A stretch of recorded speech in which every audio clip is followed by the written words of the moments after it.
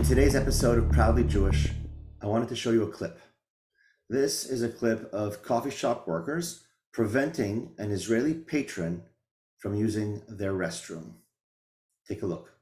Bathroom. We've given you all your food. I want to go You've into the eaten, You're holding restroom. up shit. All right. Also, currently, this is a private property. I want do to go need into you the leave. restroom. I do need you to leave. I know Israel loves taking private property and saying it's their own, but we gotta head.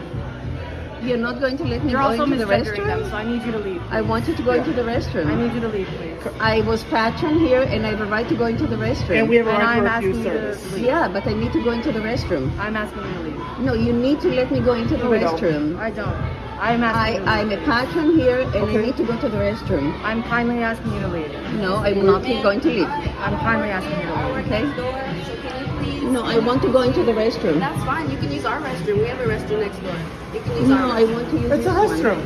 It's a no. We're I saying should no. not be excluded and other people They are allowed. clearly saying no. I want to go into the restroom. And what is standing here going to do? You're not going to let me into the restroom? You can use our other restroom if We you have like. another No, I restroom. want to use this one. They're not letting you use All you We want don't- to get is a video Other of it saying patron- that Zionism is Why are you afraid? If you because it agree is. with it, why are you afraid that I will take a picture of it? Oh, actually, yeah, great. Please. Why, if you agree with it, why are you Please. afraid? I'm not afraid of it. Zion Then is- why you're My not letting problem me is in? because this is what you're Yeah, doing. yeah, yeah. History didn't start in 1948, lady. Free Palestine. Now Free please Palestine. It's always. leave. Please leave. Thank you. It's always. Yeah, great. We love it. Thank you very much. Thank Now, you. what did we see there? Imagine for a moment that coffee shop workers did this to an Arab right after 9/11. Would we find it acceptable? Of course not. We'd call it out as racist. These individuals, these coffee shop workers, think that they're justified in preventing this Israeli woman from using their restroom. They believe that they are justified, and they believe that they're principled. They don't think that they're bad people. They think they're good people. They think they're very good people in refusing access to this Israeli woman because to them, she is inherently evil due to her identity. They believe they're doing a good thing because they're taking a stand.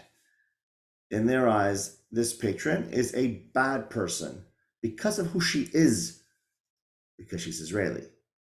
They're standing firm in their beliefs and believe that they're standing up for justice. They don't perceive their actions as anti-Semitic. And I bet that not even for a second do they see their actions as being bigoted or anti-Semitic. This, what we saw and heard here in this coffee shop, is an example of anti-Semitism being normalized. Various acts of anti-Semitism are happening more and more in more and more places right here in the United States. And it's not just that anti-Semitism is being normalized, it's that often it's not even recognized. Across the board, statistics show that there's been a dramatic increase in anti-Semitism. But when you talk to activists, to these Free Palestine activists, they will insist that they're not anti-Semitic. They will tell us that their position and their actions are not anti-Semitic. They'll say that calling for a free Palestine from the river to the sea is not anti-Semitic, even though we know what that means. Preventing this Israeli woman from using their washroom is not anti-Semitic in their eyes. Why? Why this discrepancy in perspective? These activists often call on Jews to leave the land of Israel, falsely claiming that Jews stole the land from Palestinians. They say, absurdly, that Jews should return to where they came from, right? It's insane. It's absurd. These activists believe that it is morally wrong for Israel to exist and that it would be morally right for Israel to cease to exist. And we all know that this can only happen through massive ethnic cleansing and through genocide, real genocide. Yet these people will insist that they're not being anti-Semitic. Again, why? Because they see hating Jews who are Israeli or Jews who believe in Israel's right to exist as entirely separate from hating Jews. This is why they don't accept the IRA definition of anti-Semitism.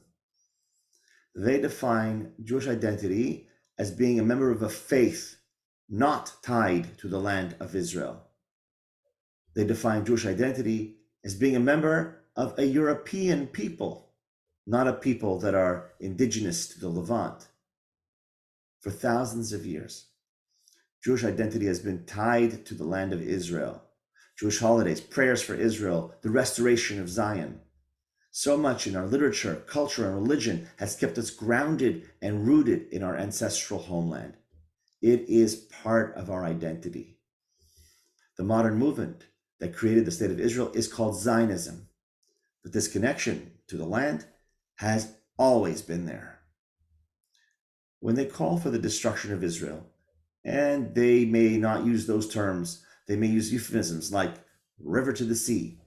So when they do call for the destruction of Israel, they believe that it is justified to return that land to its supposedly rightful Palestinian owners and to expel or murder the 7 million Jews who are there, half the world's Jewish population.